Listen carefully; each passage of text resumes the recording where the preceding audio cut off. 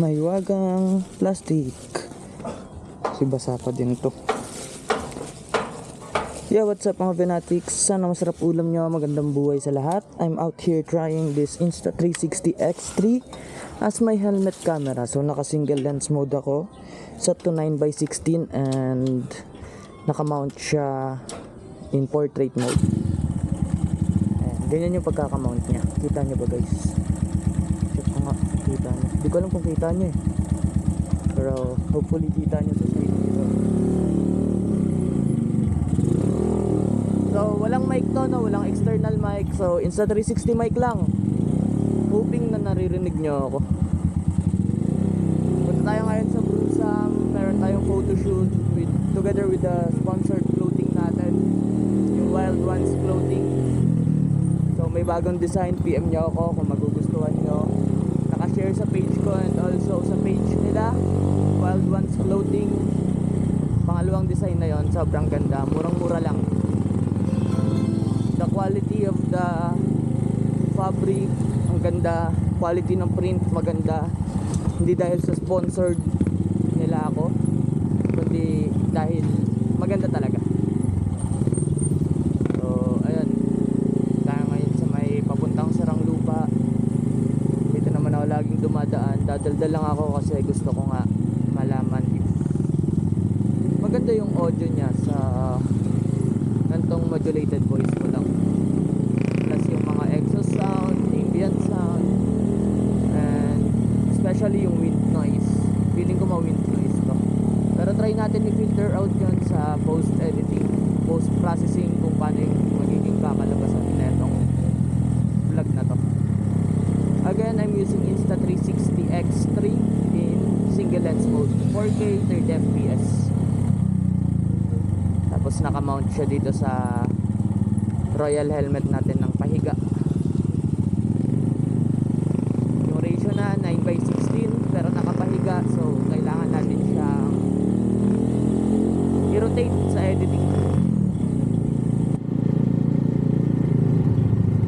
Di mo naman kasi siya pwedeng ipatayo, magiging nagabal siya sa field of view natin.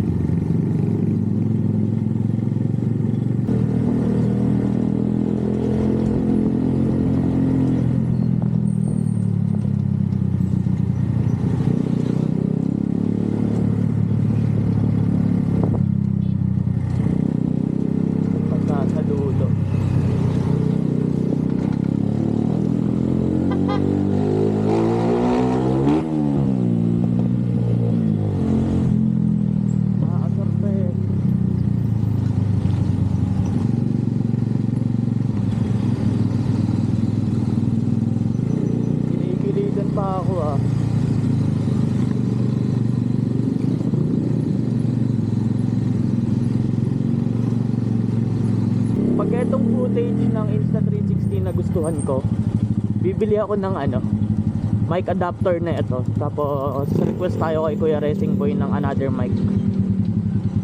Gawin nating vlogging cam to, pang alternative natin sa GoPro. Kasi alam ko mas matagal malowbat to kaysa sa GoPro kung mas okay lang naman. Pero kasi pagdating sa durability tsaka yung mga ulan-ulan, GoPro number 1 talaga ako Insta360 ko kasi ginagamit ko siya for creative shots lang. Mga front cam view, kasi yung mga montage na kailangan ko ng mga kakaibang angulo, ganun, na mahirap makuha sa isang single lens action cam. Unlike dito sa action cam na to, 360 cam siya.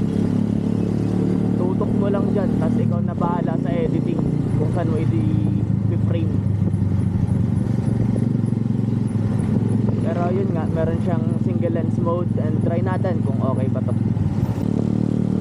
Isa lang din sa problema siguro para sa akin ng Insta360 na to ay yung pag-init ng unit, lalo na sa tanghaling tapat. Tapos medyo matraffic, ganun. Grabe yung minute. As in, sobrang init ng Insta360 X3.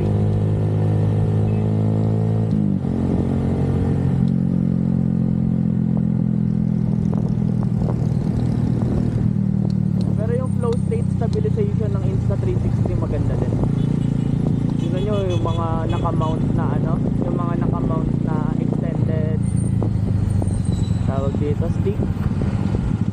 Grabe yung alog nun, pero pagdating sa post editing, hindi mo masyado makikitang umaalog ng umaalog yun.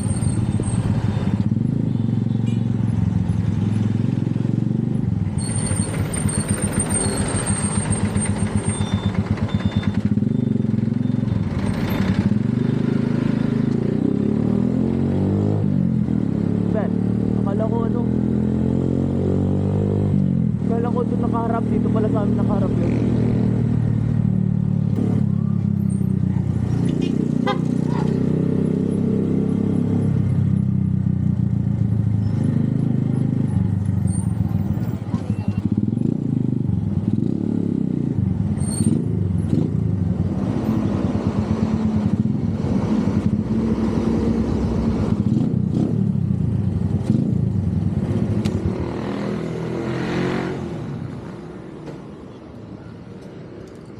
Ay, dito na ako guys. Yan si Insan. Yan o, tingnan nyo kasi oh, diba, nababasa.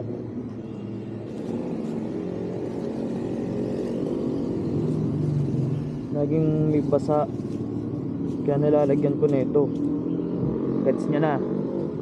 Justin Bieber oh. Hey, extended na. Panis. Ganda oh. Ito yung sinasabi ko, dapat lapat lang. Ayan, walang mga washer. So in-extend to. Pag extend na ito, nilagyan ng kurba. Meron na siyang curvature. Pag ganon. Aray, putang ina mo. Tusok ako. Tapos yan, at least hindi madadamage tong brake panel mo. Hindi palabas yung ano niya, yung puwersa, kaya natatapyas yung ganto ni brakes dati. So ayun lang mga binatiks, edit ko na tong video, tingnan ko kung okay ba. Sana laging masarap ulam niya at sana laging malambot unan niya. Once again, this is Ben, signing off. Peace.